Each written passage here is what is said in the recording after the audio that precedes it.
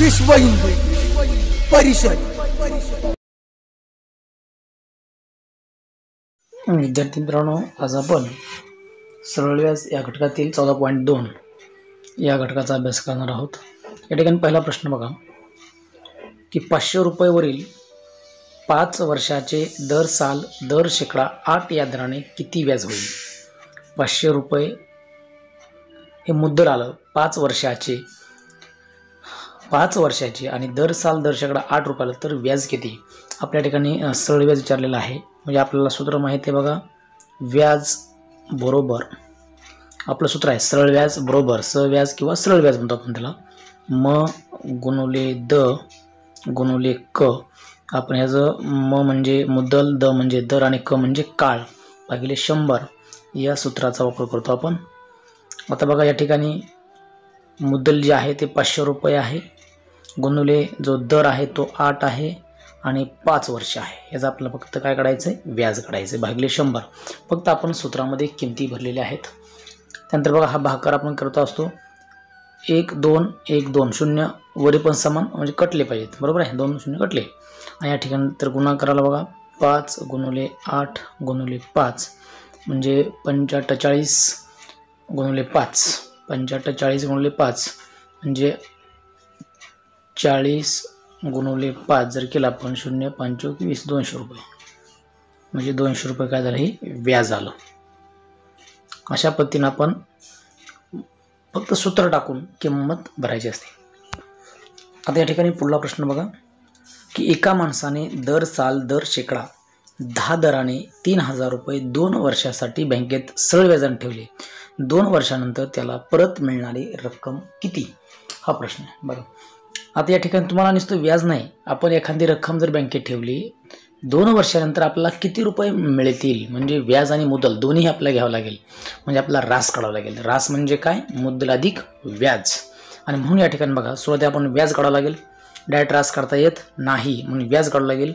या ठिकाणी मी डायरेक्ट व्याज बरोबर मुद्दल किती येऊ 3000 गुणुले दर किती आहे शेकडा 10 गुणुले 2 वर्षासाठी, डायरेक्ट फक्त आपण किमती भरतो। या ठिकाणी आपण सूत्र लिहित नाही, प्रत्येक वेळेस तो लिहायची गरज नाही, आपल्याला तोंडपाठ असलं पाहिजे। या ठिकाणी बघा 1 1 1 1 कटलं, ओके। त्यानंतर या ठिकाणी 30 गुणुले 10 गुणुले 2 म्हणजे या ठिकाणी बघा 30 10 300 गुणुले 2 बरोबर 600 रुपये व्याज झालं। आणि या ठिकाणी बघा 600 व्याज आहे, आपला रास काढायचे आहे। म्हणजे आपण रास कशी काढतो, रास बरोबर थोडक्यात पी अधिक आय म्हणतात, प्रिन्सिपल अधिक आय म्हणजे मुद्दल अधिक व्याज। म्हणजे या ठिकाणी जे मुद्दल आहे ते आहे 3000 रुपये अधिक 600 म्हणजे बरोबर 3600 रुपये झालं। 3600 रुपये आपल्याला मिळणार आहेत, म्हणजे पर्याय क्रमांक डी। म्हणजे आपल्याला परत मिळणारी रक्कम म्हणजे आपल्याला रास काढावी लागते, हे आपलं लक्षात ठेवावं लागेल। म्हणजे पहिल्यांदा व्याज काढावं लागतं, नंतर रास काढावी लागते। या ठिकाणी पुढला प्रश्न बघा की दर साल दर शेकडा किती दराने, म्हणजे आपला दर विचारलेला आहे, आपला जो विचारला त्याने दर विचारलेला आहे। या ठिकाणी दर विचारलेला आहे, आपल्या ठिकाणी मुद्दल दिलेला आहे बघा, मुद्दल दिलेले आहे तुम्हाला 3650 रुपये। त्याचबरोबर या ठिकाणी जे काळ जे आहे तो काळ दिला आहे 3 वर्ष आणि व्याज पण तुम्हाला दिले। या ठिकाणी जे व्याज आहे ते 1314 रुपये। आणि म्हणून आपण या ठिकाणी बघा आता आपल्याला माहिती आहे दर बरोबर सूत्र आपल्याला माहिती असलं पाहिजे, दर बरोबर या ठिकाणी व्याज गुणुले 100 भागिले म गुणुले क या सूत्राचा आपल्याला वापर करावा लागतो। या ठिकाणी बघा जो दर बरोबर व्याज तुम्हाला दिलेला आहे 1314 गुणुले 100 आहे असं लिहायचं आहे। त्यानंतर तुम्हाला मुद्दल दिलेलं आहे तुम्हाला बघा 3650 गुणुले जे काळ दिलेला आहे तो काळ दिलेला आहे तुम्हाला 3 वर्ष। आता हा मात्र तुम्हाला भागाकार करता आला पाहिजे व्यवस्थितरित्या। बघा कसा भागाकार करतो आपण। या ठिकाणी सुरुवातीला 1 0 कटला 1 0 कटला, ओके।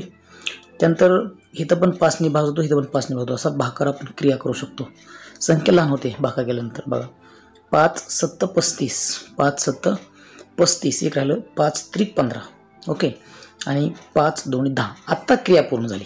म्हणजे ह्या वर किंवा असे पण असू द्या, भाग पूर्ण घडल्याशिवाय क्रिया पूर्ण होत नाही. त्यानंतर बघा आता या ठिकाणी बघा इथं भाग जाते का बघा पहिल्यांदा, कारण 3 भाग जातो का, कारण 4 आणि 5 आणि 4 9 जातो. 3 1 3, बघा 3 चौक 12, एक राहिलं 3 त्रिक 9, 3 त्रिक बघा या ठिकाणी 3 चौक 12, एक राहिलं. त्यानंतर 1 वर 11 झालं, 3 त्रिक 9, 2 राहिलं आणि 2 वर 4 घेतलं, 24 झालं. म्हणजे 3 8 24. म्हणजे या ठिकाणी जर बघितलं तुम्ही वर याला बघा 338 गुणिले 2 भागिले 73. या ठिकाणी अजून क्रिया पूर्ण झालेली नाही.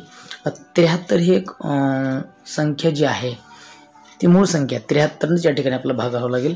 बघा मला वाटतं 73 गुणुले, आता या ठिकाणी 73 गुणुले 4 जर केला आपण बघा 4 त्रिक 12 नाही, 2 केलं 2 त्रिक 6 नाही, 3 केलं 9 नाही, 5 केलं 15 नाही, 6 केलं बघा 6 जर केलं आपण 6 त्रिक 18, हातच्या लेख आणि 7 42 आणि 1 43. ओके, बघा 73 सक्क 73 1 73, 73 सक्क 468 येतं, 438 येतो. आणि मग उत्तर येतं बघा ह्याचा गुणाकार असतो 6 2 12, 6 गुणिले 2 म्हणजे 12. म्हणजे दर जे आहे तुमचा तो 12 येणार आहे. म्हणजे 10 दशे किंवा आपण शेकडा म्हणून किंवा टक्के 12% व्याजदर जे आहे ते 12%. म्हणजे पर्याय क्रमांक उत्तर सी येणार आहे तुमचं. या ठिकाणी पुढला प्रश्न आहे बघा, एका रकमेची सरळ व्याजाने 5 वर्षात दामदुप्पट होते तर व्याजाचा दर किती. आता आपल्याला सूत्र मी सांगितलं होतं की दर बरोबर 100 भागिले मुदत, एवढं सूत्र आहे. बाकीचं सूत्र अजिबात नाही, 2 सूत्र आहेत. आणि मुदत बरोबर 100 भागिले दर, बस. या ठिकाणी बघा 100 भागिले मुदत किती आहे 5 वर्ष. आपण काय काढतोय दर. ओके, म्हणजे दर बरोबर 5 1 5, 5 2 10 0 म्हणजे 20. म्हणजे 20% हा दर असणार आहे. म्हणजे खूप सोपं सूत्र आहे. फक्त दामदुपटीमध्ये 2 सूत्र आहेत. दर बरोबर 100 भागिले मुदत किंवा मुदत बरोबर 100 भागिले दर, या 2 सूत्र मात्र कायमस्वरूपी लक्षात ठेवायची. खूप सोपा प्रश्न दामदुपटीचा. हा 5वा प्रश्न जे आहे ते खूप सोपा आहे. तोंडी उत्तर येते बघा, एका ठराविक रकमेचे एका ठराविक दराने, रक्कम पण दिलेली आहे ठराविक दराने, 4 वर्षाचे सरळ व्याज 160 रुपये. बघा 4 वर्षाचं जे व्याज आहे ते आहे 160 रुपये. त्याच्या दुप्पट रकमेवर बघा रक्कम दुप्पट केली तर त्याच दराने 2 वर्षाचे सरळ व्याज किती होईल. रक्कम दुप्पट केली परंतु मुद्दल निमपट केली, म्हणजे 2 वर्षाचं व्याज किती होईल, म्हणजे 160 रुपये होणार आहे. बघा या ठिकाणी कारण जरी तुम्हाला रक्कम दुप्पट केली असली, रक्कम जर दुप्पट केली असती आणि जर तुम्हाला 4 वर्षच ठेवलं असतं तर ही 320 रुपये झालं असतं. परंतु त्यांनी काय केले, जी काही 4 वर्ष त्याच्यापेक्षा निमपटच केली ना, 2 वर्ष केलं, त्याच्यामुळं त्याचं उत्तर जे आहे 160 रुपये येणार आहे. बघा एका ठराविक रकमेचे 4 वर्षाचे सरळ व्याज 160 रुपये. 4 वर्षाचं रक्कम दुप्पट केली, व्याजही दुप्पट झालं असतं, परंतु त्यांनी काय केलं 2 वर्ष निम्म केलं, त्यामुळे निम्म वर्षाचं व्याज 160 रुपयेच येणार आहे. म्हणजे पर्याय क्रमांक उत्तर बी आहे. असं प्रत्येक उदाहरण हे सोडवायची गरज नाही. रक्कम घ्या, अंदाजे रक्कम घ्या, त्याचं व्याज काढा, अशी गरज नाही. आता सरळ विषय की 4 वर्षाचे 160 रुपये होते, परंतु रक्कम दुप्पट केली, परंतु मुदत ही निमपट केली, त्याच्यामुळे तेच व्याज येणार आहे. मग या ठिकाणी दुसरा प्रश्न तोंडीच प्रश्न ही सुद्धा आपण प्रत्येक वेळेस उदाहरणं सोडवायच्या मार्गे लागायचं नाही. लक्षात घ्या, आता 500 रुपयाचे काही दराने 2 वर्षाचे सरळ व्याज किती आहे 100 रुपये दे, म्हणजे एका वर्षाचे व्याज किती झालं 50 रुपये. कारण 2 वर्षाचे व्याज किती आहे 100 रुपये, म्हणजे एका वर्षाचं 500 रुपयाचे एका वर्षाचं व्याज हे 50 रुपये आलं एका वर्षाचं, कारण 2 वर्ष दिले 100 रुपये, बरोबर आहे. म्हणजे एका वर्षाचं 50 रुपये. तर त्याच मुदलाचे त्याच दराने 5 वर्षाचे व्याज किती मला सांगा. एका वर्षी व्याज किती आहे 50 रुपये, मग 5 वर्ष किती झालं 250 रुपये.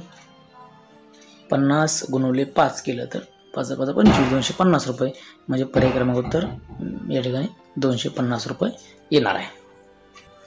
बघा या ठिकाणी पुढला प्रश्न काय बघा, या ठिकाणी पुढला प्रश्न आहे की 1200 रुपये रक्कम किती आहे मुद्दल 1200 रुपये हे 8% वार्षिक सर्वसाधारण व्याजावर 8 महिन्यासाठी कर्ज घेतले, ते परत करण्यासाठी किती रक्कम 8 महिन्यात द्यावी लागेल.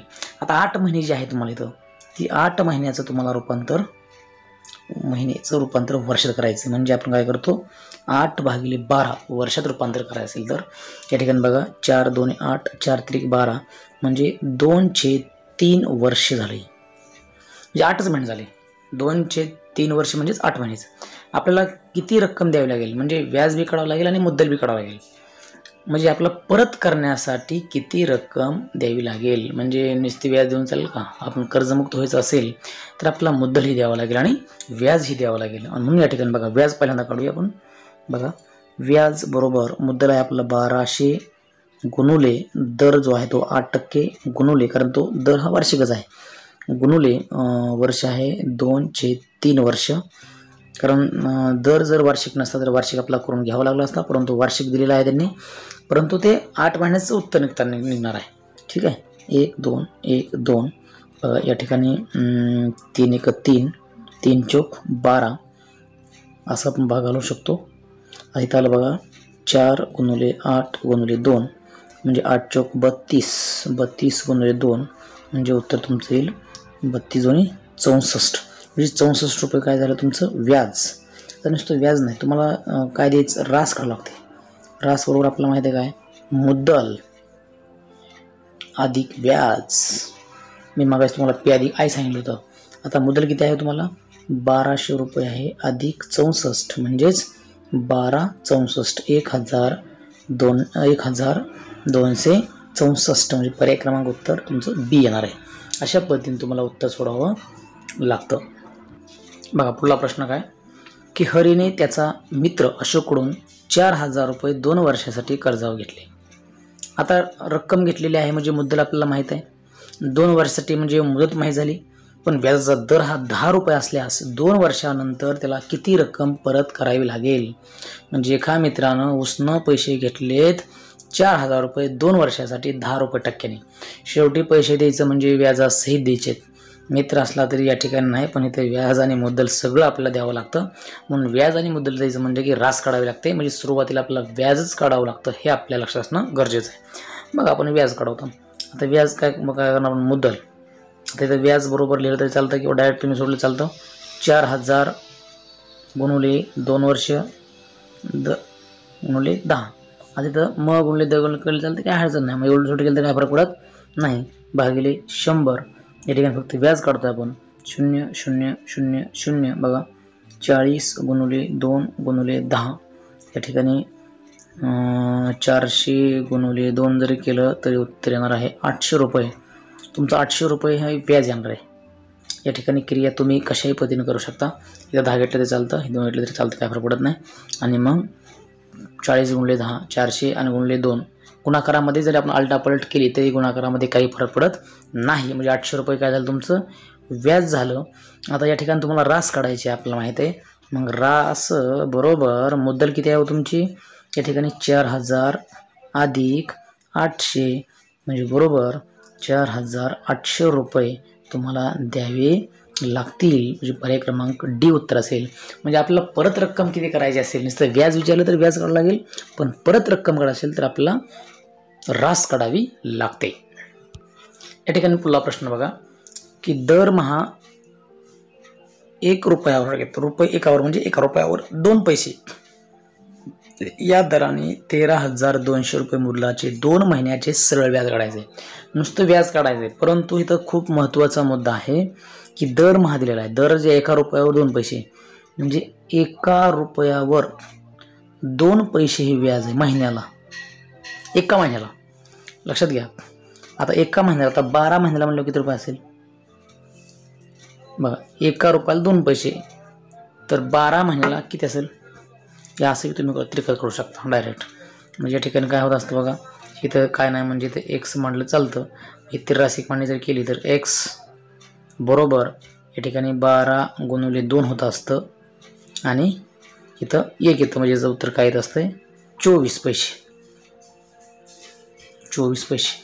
तोंडी पण काढता येतं आपल्याला, कारण एका रुपयावर 2 पैसे व्याज आहे महिन्याला 2 पैसे, महिन्याला मग 12 महिन्याला 24 पैसे, 12 महिन्याला 24 पैसे म्हणजे वर्षाला 24 पैसे, वर्षाला 24 पैसे. परंतु वर्षाला 24 पैसे पण ते एका रुपयावर झालं, एका रुपयावर 24 पैसे, 24 पैसे. बघा लक्षात घ्या, आपलं एका रुपयावर 24 पैसे तर 100 रुपयावर काढायचं ना, शेकडा किती, ती रासिक म्हणणे आपल्याला करता आली पाहिजे. एका रुपयावर 24 पैसे तर 100 रुपयावर किती. ज्यावेळेस एक्स आपण लिहितो त्यावेळेस एक्स असं केल्यानंतर एक्स सोडून एक्सच्या समोरची संख्येची भागिले होत असते आणि ह्यांचा गुणाकार होत असतो, म्हणजे 100 गुणिले 24 भागिले या ठिकाणी 1, एक्सच्या समोर संख्या भागिले असते, म्हणजे एक्स बरोबर 2400 पैसे. म्हणजे 2400 पैसे म्हणजे किती राहिले, ह्याला जर आपण 100ने भागलं रुपयात केलं तर एक्स बरोबर 24 रुपये. पैशामध्ये रूपांतर केलं आपण, पैशामध्ये रूपांतर केलं म्हणजे 100ने भागतो म्हणजे तुमचं 24 रुपये व्याजदर झाला, 24 रुपये. आता व्याजदर जर झाला तो 24 रुपये झाला, म्हणजे दसा दसे हा व्याजदर झाला तुमचा 24 रुपये. ओके, दर साल दर शेकडा. आता बघा 2 महिने दिले म्हणजे आपल्या ठिकाणी 2 महिन्याचं रूपांतर वर्षात करायचं आहे, भागिले 12 बेक बे बेसक 12 म्हणजे 1/6 वर्ष, 1/6 वर्ष. ओके, म्हणजे हेही महत्त्वाची गोष्ट आहे, आपल्याला काढून घ्यावं लागेल आणि हेही तुम्हाला काढावं लागेल आणि नंतर तुम्हाला व्याज काढावं लागेल.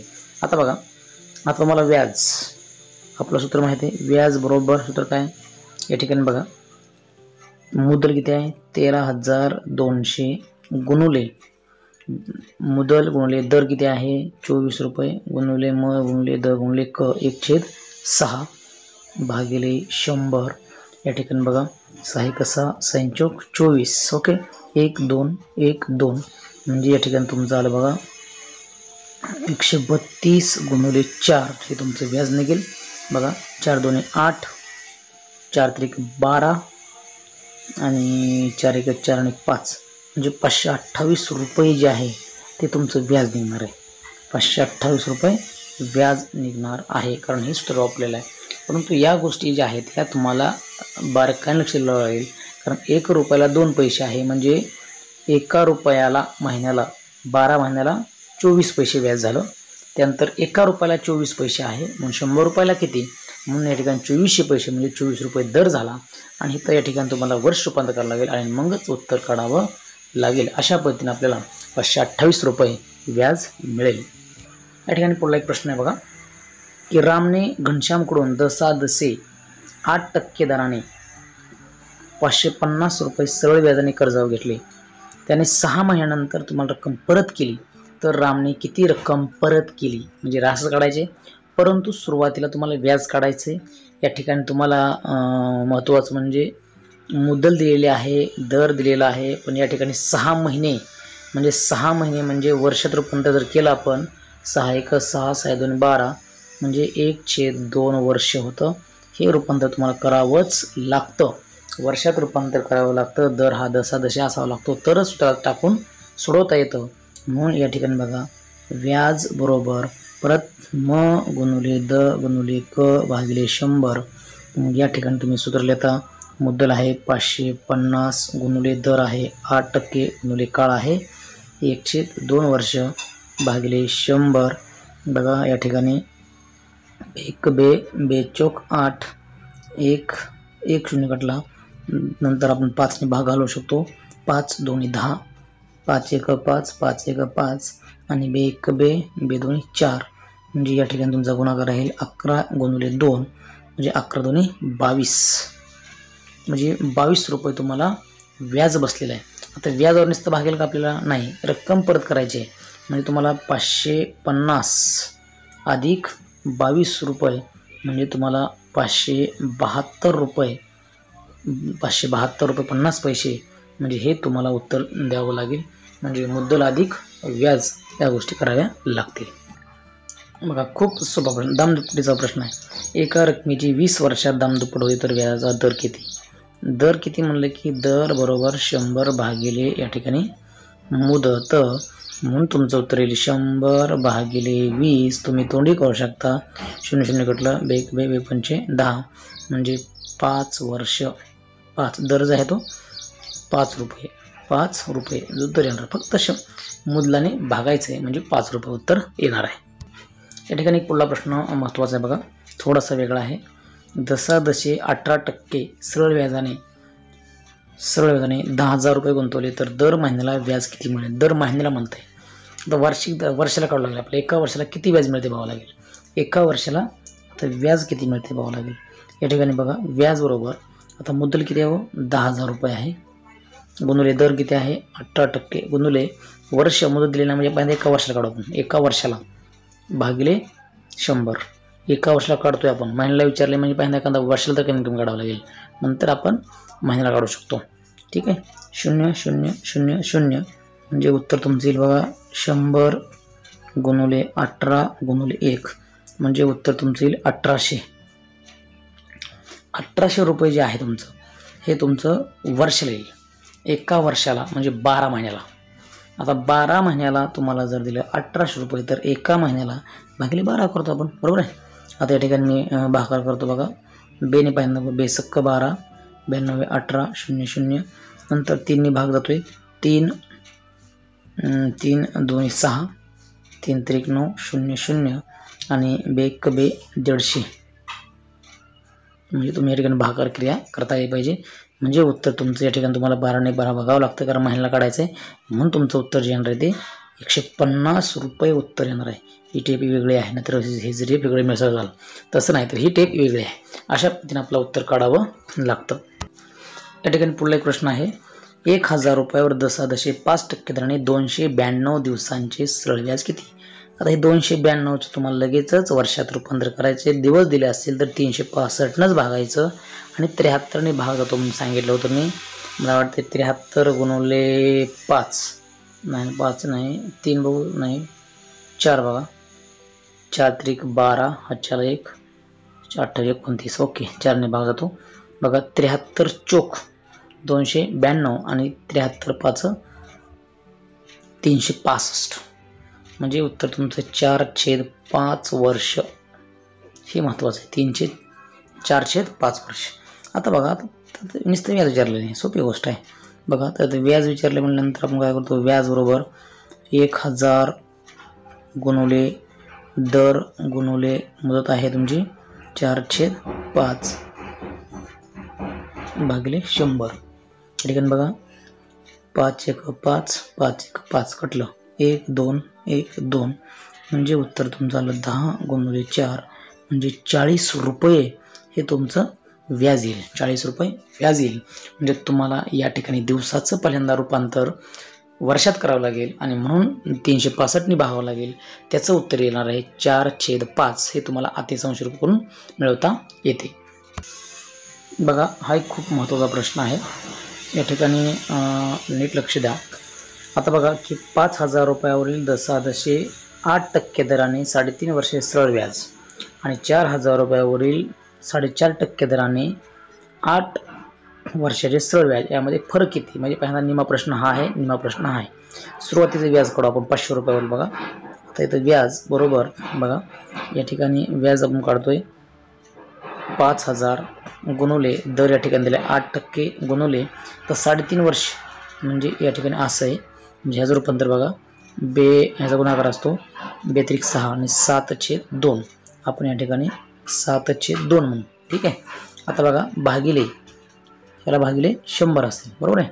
बेक बे चौक 8 1 2 1 2 म्हणजे झालं 50 गुणुले 4 गुणुले 7 यांचा गुणाकार बघा 25 200 गुणुले 7 म्हणजे उत्तर तुमचं येणार आहे बघा 700 700 7 14 म्हणजे 1400 रुपये तुमचं व्याज झालं. कशावरती पहिल्या प्रश्नाचं. आणि दुसऱ्या प्रश्नाचं व्याज बघा व्याज बरोबर 4,000 गुणुले दर दिलाय 8% गुणुले किंवा हे 4.5 दिले तुम्हाला 4.5 बघा म्हणजे 4 2 8 9/2 म्हणजे 9/2 भागिले 100 उलट सुलट झालं तरी काय फरक पडत तिथं नाही. बघा बेक बे चौक 8 0 0 0 0 म्हणजे तुमचे झालं 40 गुणुले 4 गुणुले 9. बघा 4 चौक 16, 160 गुणुले 9. तर आपल्याला जर 160 गुणुले 9 केलं, बघा 9 0 0 9 संग 54, 9 संग 54 आणि 9 1 9, 9 आणि 5, 9 10 14, 1440 रुपये. आता ह्याचं ही व्याज आलं 1440 आणि ह्याचं आलं 1400 रुपये. यातला आपला फरक विचारलेला आहे.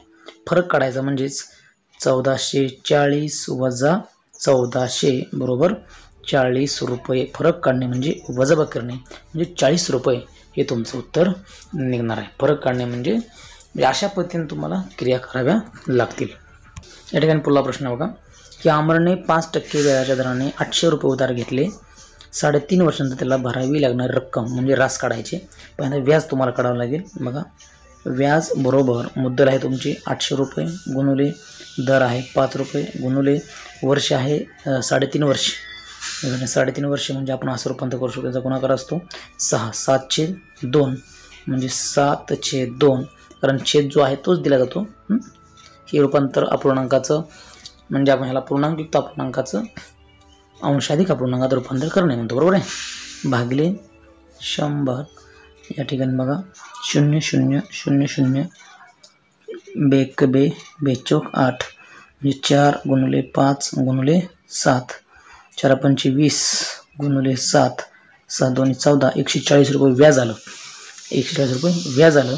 आता म्हणजे 800 रुपये 800 अधिक 140 रुपये व्याज म्हणजे मुद्दल अधिक व्याज द्यावं लागेल.